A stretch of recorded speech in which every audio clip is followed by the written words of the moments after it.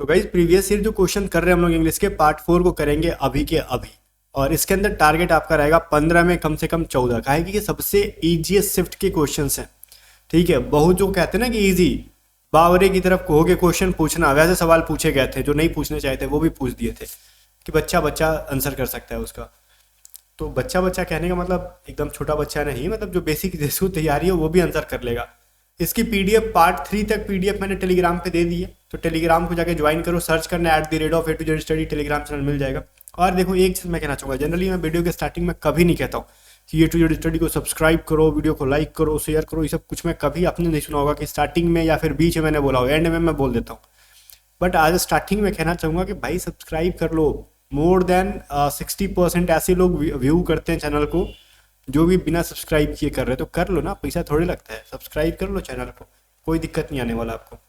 ठीक है, बाकी अगर आप में से किसी की बेस बहुत खराब है इंग्लिश में, तो आप इंग्लिश की बैच लेके पढ़ सकते हो। A2Z स्टडी ऐप पे बहुत ही कम प्राइस में मैं बैच लेके आ गया हूँ इंग्लिश के लिए, चाहे आपने एक्स के लिए फिल कर रखा हो चाहे वाई के लिए कर रखा हो, साइंस या फिर अदर देन साइंस, हर बच्चा इसके अंदर आके पढ़ सकता है। और जस्ट 250 रुपीज़ में आपको इसके अंदर जो हमारी पेड पीडीएफ है इंग्लिश वाली ना, अराउंड 60 रुपीज़ उसकी प्राइस है, वो आपको अलग से पे नहीं करना पड़ता है, इसी बैच के अंदर आपको मिल जाता है इंग्लिश वाली के। ठीक है, तो आप A2Z स्टडी ऐप को डाउनलोड करके बैच ज्वाइन कर सकते हो। या फिर कोई बच्चा वाई ग्रुप की कंप्लीट तैयारी करना चाहता है तो 513 रुपये लगते हैं आपको वाई ग्रुप की कंप्लीट बैच, जिसके अंदर इंग्लिश भी कराई जाएगी एकदम बेसिक से, और आपको वीडियो क्लासेज होंगे और इसके अंदर रगा के अंदर मैथ रीजनिंग इंग्लिश जो आते हैं ना, मैथ रीजनिंग और जीके आते हैं ना करंट अफेयर, वो सब कराई जाएंगे इस बैच के अंदर। इंक्लूडिंग टेस्ट सीरीज भी इस बैच के अंदर है और सारे पीडीएफ्स भी, जो हमारी पीडीएफ्स की प्राइसिंग 220 रुपये, वो भी इसी के अंदर मिल जाती है, अलग से प्राइस पेमेंट नहीं करना पड़ता। ठीक है, आपको इसके अंदर तो अभी डाउनलोड करो A2Z स्टडी ऐप, और टेस्ट सीरीज चाहिए तो वो भी अवेलेबल होगा, अलग से खाली टेस्ट सीरीज लेना है आपको तो, और ज्वाइन करो। कुछ भी प्रॉब्लम आता है तो मैंने नंबर दे ही दिया है, व्हाट्सअप करके पूछ लेना, कॉल मत करना, कॉल नहीं लगेगा। पहला क्वेश्चन है, my brother finds it difficult to pass away the time at our grandfather's house. देखो कह रहा है कि उसका जो भाई है ना, दादा के घर पे टाइम पास करना उसके लिए मुश्किल हो जाता है। ठीक है, दादाजी का घर है, बूढ़े हो गए हैं, मन नहीं लग रही है, बहुत बात, बहुत बढ़िया। लेकिन इसके अंदर एरर कहाँ पे, अगर मैं आपसे पूछूं तो भाई देखो, जीते जी आप टाइम को वैल्यू नहीं देते हो, मरने के बाद क्या ही वैल्यू दोगे। ठीक है, तो ये क्या कह रहा है, it is my brother finds it difficult to pass away time. देखो कभी मरता है क्या, टाइम आप पास करते हो, टाइम गुजरता है, टाइम मरता नहीं है। पास अवे का मतलब होता है मर जाना, डेथ। टाइम क्यों नहीं मरता है, क्योंकि देखो मैंने जस्ट बोला ना कि जीते जी टाइम का तो इंसान की कोई वैल्यू देता ही नहीं है। बेचारा टाइम जब मर जाएगा तो उसका अर्थ ही कौन ले जाएगा, इसलिए टाइम बेचारा मरता ही नहीं है कभी। जानता है कि इंसान बड़ा अजीब प्राणी है, जब मैं जिंदा हूँ तो मेरे को वैल्यू नहीं दिया जा रहा है, मरने के बाद कौन मेरी वैल्यू देगा। इसलिए टाइम के साथ पास अवे का यूज नहीं कर सकते। टू पास करो, टाइम पास किया जाता है ना, कि पास अवे किया जाता है। Difficult to pass the time मतलब टाइम को पास करना मुश्किल हो जाता है, ओके, ना कि टाइम को मारना मुश्किल हो जाता है। अगला देखो, कह रहा है are not your father and your elder brothers out of time. इसके अंदर एरर खोजो। अगर आपने खोज लिया इसके अंदर एरर, तो भाई चलो सही है। ठीक है, आपने क्या खोजा, कुछ आपने खोजा नहीं खोजा, या फिर खोजा, इसके अंदर कोई एरर नहीं है। क्यों, क्योंकि यहाँ पे आर का यूज सही है। मतलब कह रहे हैं ना कि ना your father and your elder brothers out of time, मतलब कहना क्या तुम्हारे फादर और और बड़े भाई जो हैं, ठीक है, वो आउट ऑफ टाउन नहीं है, ये पूछ रहे आपसे। तो इसके अंदर कुछ एरर नहीं है, नो एरर हो जाएगा, ऑप्शन नंबर डी 4। ये कह रहा है अनलेस यू डोंट ओबे your elders you will not succeed in your life. ठीक है, अगर आप अपने एल्डर्स को, बड़े की बातों को नहीं मानोगे, आज्ञा का पालन नहीं करोगे, तो लाइफ में सक्सीड नहीं होगे। बात तो ठीक है, बट ये क्या, अनलेस के साथ कोई नेगेटिव जस्ट उसी सेंटेंस के अंदर ना, ये जो सेंटेंस है ना, अनलेस यू डोंट ओबे, एक अलग सेंटेंस है योर एल्डर्स। ठीक है, तो अब यू से स्टार्ट हो जाता है दूसरा सेंटेंस, तो ओबे वाले, सॉरी, अनलेस वाले या फिर अंटिल वाले सेंटेंस के अंदर दूसरा कोई नेगेटिव नहीं आएगा। अनलेस यू डोंट का यूज नहीं कर सकते, अनलेस यू ओबे का यूज करोगे। ठीक है, अनलेस यू ओबे योर एल्डर्स हो जाएगा, डोंट का यूज ही नहीं होगा इसके अंदर। फिर है 14 kilometre dash not a short distance to reach my office daily. अब कह रहा है 14 किलोमीटर जो डिस्टेंस है ना, वो बहुत ही क्या है, कोई शॉर्ट डिस्टेंस नहीं है मेरे ऑफिस पहुंचने के लिए। बात तो सही है, लेकिन जब भी 14 किलोमीटर आप देख के यहाँ पे आर लगा रहे होगे, भाई देखो जब भी डिस्टेंस में हम लोग बात करेंगे ना, तो उसके लिए हम लोग इज का यूज करेंगे, सिंगुलर वर्ब का यूज करेंगे, प्लूरल का यूज नहीं करेंगे हम लोग। इज होगा ना कि आर होगा। फिर कह रहे हैं dash you work hard you can not succeed. तो बहुत सारे लोग यहाँ पे इफ लगा देंगे जोश में, इफ से बना दो, इफ से बना दो, इफ यू वर्क हार्ड, हमने ऐसा सेंटेंस पढ़ा है। अगर इफ लगा दोगे तो सेंटेंस का अर्थ क्या निकलेगा, कभी सोच के देखा है आपने? सोचो, नहीं सोचा है तो क्या निकलेगा? इफ यू वर्क हार्ड, अगर तुम अधिक मेहनत करते हो, यू कैन नॉट सक्सीड, तुम लाइफ में सक्सीड नहीं पाओगे, सक्सेस नहीं हो पाओगे। भाई कैसा सवाल है, अगर तुम मेहनत करोगे तो नहीं पास सक्सेस हो पाओगे तो कहिया हो जाओगे बताओ। तो इफ का यूज गलत है। अगर मैं ये कर दूं कि टिल यू वर्क हार्ड, तो टिल और अंटिल का तो यूज ही यहाँ पे नहीं कर सकते, बिकॉज टिल और अंटिल का यूज कहाँ करते हैं भाई? जब समय सूचक चीजों हो, जब वो टाइम को डिनोट कर रहा हो, तो टाइम को तो डिनोट नहीं कर रहा, यहाँ पे कंडीशन डिनोट की जा रही है। तो बचा कौन सा? Unless. Unless you work hard, अगर तुम हार्ड वर्क नहीं करते हो तो यू कैन नॉट सक्सीड, तुम सक्सीड नहीं हो सकते। तो ये हो जाएगा अनलेस का यूज। ओके। फिर कह रहा है वी, मतलब we will go dash daily dash zone, मतलब कह रहा है पहले वाले में कुछ मत भरो, दूसरे वाले में इन भर दो। बी कह रहा है पहले वाले में ऐड भर दो, दूसरे वाले में ऑन भर दो। सी कहता है कि पहले वाले में टू भर दो, सेकंड वाले में ऑन फिल कर दो। डी कहता है पहले वाले में टू भर दो, सेकंड वाले में इन कह दो। पहली बात तो ये देखो, we will go dash Delhi, अब मैं कह रहा हूँ ना वी विल गो के साथ क्या लगता है? गो टू दिल्ली, तो टू आ गया। या तो सी या तो डी, ए और बी का कोई पूछेगा भी नहीं। अब ऑन जून या फिर इन जून, तो जून में ना कि जून पर, तो जून में, तो इन जून होता है। तो ऑप्शन नंबर हमारा डी सही है। अब मिला के ऑप्शन नंबर डी सही है। आगे देखो, आई एम रेडी टू से डैश हिज फेस, मतलब मैं ना उसके मुंह पर, बोलते हैं ना कि मुंह पर मैं बोल दूंगा, पुछवा दूंगा, होता है ना कोई बात कि तीन लोग हैं मान लो, ये इंसान ने कुछ चुगली कर दी इस इंसान के बारे में, ये जाके बोल रहा है कि तुमने मेरे बारे में क्यों बोला, ठीक है? तो बोल रहा है कि नहीं बोला, तो फिर वो इंसान जाके बोलता है इससे कि भाई बताओ, उसने तो कुछ नहीं बोला मेरे को, तो बोल रहा है कुछ नहीं मैंने बोला। तो बोलता है ठीक है चल मैं उसके मुंह पे पुछवा देता हूँ, उसने तुम्हारी शिकायत की है। तो वो जो कहते हैं ना हम लोग, चल उसके मुंह पे मैं पुछवाता हूँ, तो वो वाली सीन है, आई एम रेडी टू से, मैं तैयार हूँ उसके मुंह पे पुछवाने के लिए, ठीक है, या फिर मुंह पे कहने के लिए। तो वैसे में ऑन हिज फेस। आगे देखो, अब अगला कह रहा है similar word for detest. Detest का सिमिलर क्या होता है? डिटेस्ट का मतलब क्या होता है? डिटेस्ट का मतलब होता है घृणा होना, किसी से नफरत होना, हेट होना, ठीक है? तो हेट कहाँ पे? ऑप्शन नंबर बी के अंदर है। ओके। अगला कह रहा है opposite word for dearth. Dearth का मतलब क्या होता है? डर्थ का मतलब होता है कमी होना। क्या होना भाई? कमी होना।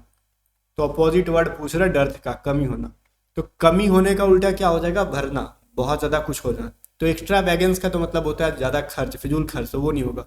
हो जाएगा सफिशियंसी का मतलब होता है जितना चाहिए उतना है, पर्याप्त, तो वो भी नहीं होगा। एबंडेंस मतलब होता है बहुत ज्यादा, डर्थ मतलब बहुत कम, एबंडेंस मतलब बहुत ज्यादा। ऑप्शन नंबर सी यहाँ पे सही आंसर है।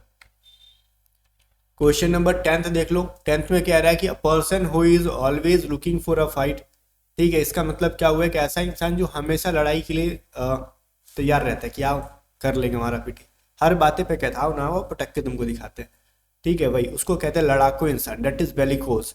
बेलिकोस का मतलब क्या होता है भाई? ए में है जो हमारा लड़ाकू, ठीक है?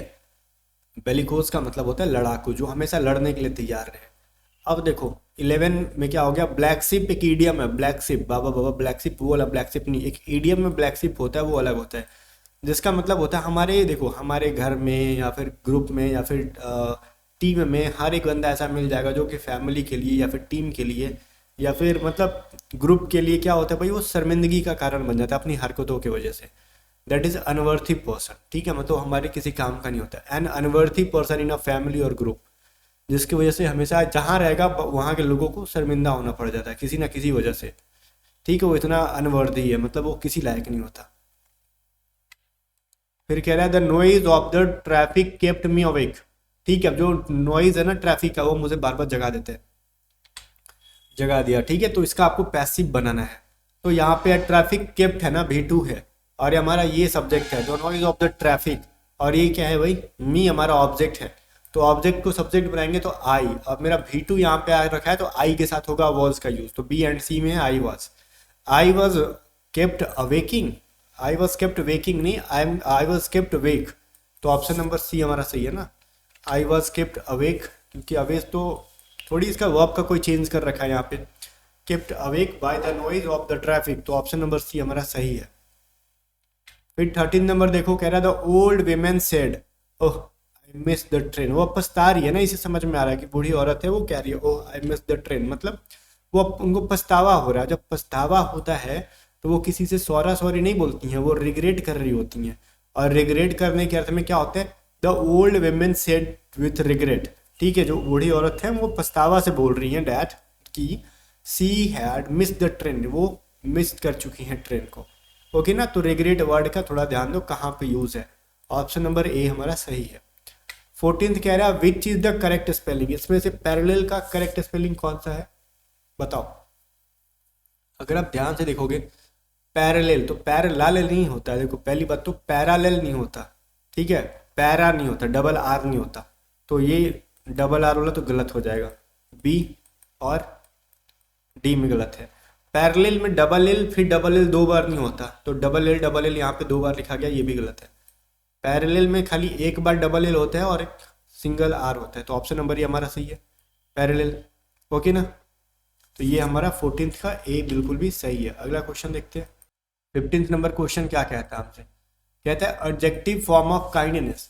तो आपको लग रहा होगा काइंडनेस तो एडजेक्टिव है, नहीं, काइंडनेस क्या है, दयालुता, दयालुता is not adjective, this is noun, ठीक है। काइंडनेस का ऑब्जेक्टिव हो जाता है काइंड, मतलब दयालु, एक ऐसा वर्ड जिससे किसी की भाव समझ में आए कि वो कैसा है, तो वो दयालुता है, ऐसा तो नहीं कह सकते। दयालुता, मैं ऑनेस्टी बोलूँ तो ऑनेस्टी क्या है, honesty is the best policy, तो ऑनेस्ट ठीक है, ऑनेस्ट होना दैट इज वो कैसा इंसान है। मैं एडजेक्टिव का मतलब जब किसी की विशेषता पता चले, ठीक है, वो उसकी प्रॉपर्टी गुण पता चले वो कैसा है, तो मैं बोलूँगा ना वो ऑनेस्टी इंसान है, मतलब भाई ईमानदारी इंसान है, नहीं ना, ईमानदार इंसान है, वो ऑनेस्ट इंसान है, तो ऑनेस्ट क्या एडजेक्टिव है। अगर मैं बोलूँ वो कैसा इंसान है तो आप बोलना चाहोगे कि वो दयालु इंसान है, तो इसका मतलब क्या, काइंडनेस इंसान है। काइंडनेस मतलब क्या, दयालुता इंसान है, दयालुता इंसान नहीं, दयालुता तो एक नाउन है, तो ये काइंडनेस क्या हो जाएगा, एक नाउन हो जाएगा।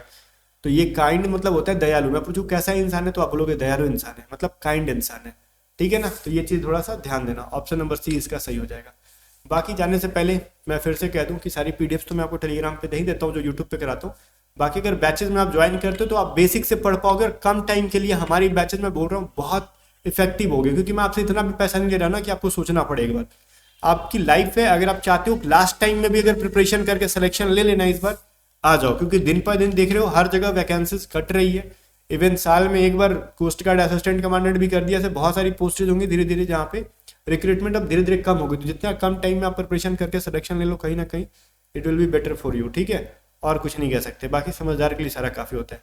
और इसके अंदर टेस्ट सीरीज वगैरह हम लोग सब कुछ दे रहे हैं। इसकी प्राइस अगर रियलिटी में जोड़ देना तो सोचो कितनी महंगी हो जाएगी। 500 की बैच, वैसे 600 की थी, फिर भी चलो 500, 220 रुपये की पीडीएफ, मिनिमम 50 रुपये का टेस्ट सीरीज, 270 रुपीज़ मैं आपसे ले ही नहीं रहा हूँ पीडीएफ की और टेस्ट सीरीज की जस्ट। और जो बैच की प्राइस थी मैंने आपके लिए कम कर दी बिकॉज एयरफोर्स ने प्राइस हाई कर दिया। तो ये सभी चीज़ों को सोच के ना मुझे लगा कि नहीं, बच्चों पर ज़्यादा जुल्म नहीं ढाना है, बस उतना ही लो कि जिससे आप भी सर्वाइव कर पाओ, बच्चे भी सर्वाइव कर पाए। और इसमें मैं चाहूँ तो फ्री भी कर दूँ, लेकिन फ्री करने का मतलब है ना कि मुझे एप्लीकेशन अगले दिन ही बंद करना पड़ जाएगा, क्योंकि एप्लीकेशन रन कराने के पीछे ना बहुत ज़्यादा हेवी कॉस्ट आ जाता है। क्योंकि आप क्लासेस जहाँ देख रहे हो, आप सोचो कि आपके फ़ोन में बहुत सारी वीडियोज अपलोड कर देंगे तो फ़ोन स्लो हो जाएगा, तो इसका मतलब क्या, आपके रैम को और रोम को बढ़ाना पड़ेगा, ठीक है। वैसे ही होता है, सर्वर खरीदना होता है, सर्वर को जितना ज़्यादा सर्वर लोगे, हेवी सर्वर, जितने ज़्यादा यूज़र बढ़ेंगे और उस पर जितना डेटा अपलोड करोगे उसमें ज़्यादा खर्चे जाते हैं, इसके वजह से पेमेंट लेना पड़ता है, ठीक है। बाकी जितनी चीज़ें हो सकती है ना सस्ती में, जो चीज़ें जैसे टेस्ट सीरीज में बहुत ज़्यादा मतलब मेरे को खर्च नहीं पड़ता है टेस्ट सीरीज में। देखो मैंने 50 रुपीज़ में आपको एयरफोर्स, कोस्ट गार्ड, नेवी तीनों की टेस्ट सीरीज अवेलेबल करा दी है, ये 50 रुपीज़ में तीनों टेस्ट सीरीज। तो जहाँ पे लगे मुझे ना कि नहीं मेरा उससे बहुत कोई नुकसान नहीं है, तो मैं आपको बहुत कम से कम प्राइस में अवेलेबल करा दे रहा हूँ। और ये भी अपने आप में हमारी बैचेस कम से कम ही प्राइस में है, ठीक है। बाकी अब आपकी सोच के ऊपर और समझदारी के ऊपर डिपेंड करता है। बाकी गाइस मिलते हैं नेक्स्ट वीडियो में, तब तक के लिए बाय बाय। वीडियो को लाइक करके शेयर कर देना और A to Z स्टडी को सब्सक्राइब कर लेना।